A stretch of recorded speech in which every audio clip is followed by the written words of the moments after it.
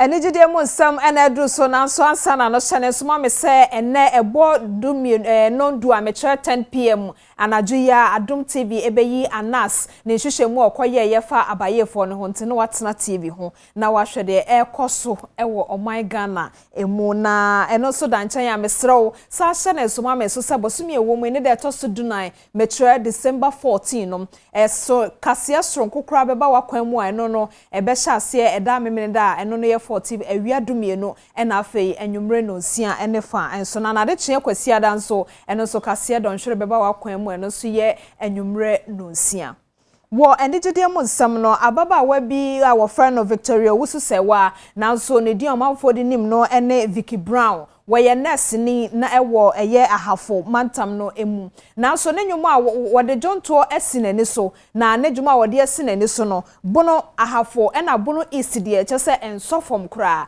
ama na nsenya afoforo mro chia mienu bi a eno no ne ofra no se single no bi no wode aba abonten ne nkontompo ena dimibronya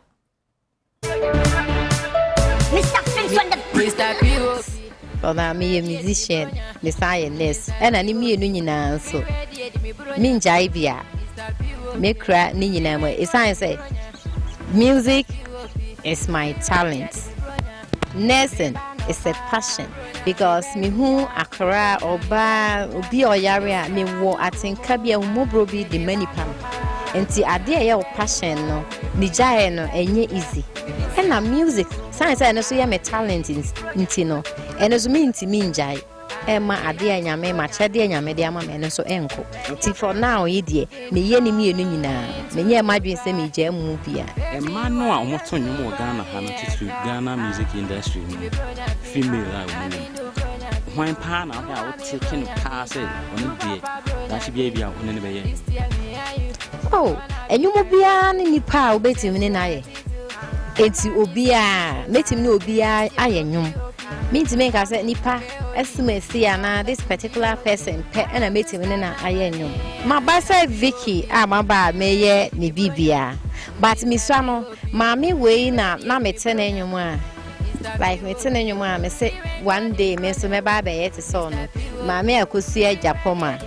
Yes, mami akusue Japoma. Ono na metene nyuma. Me say one day I will become like this woman.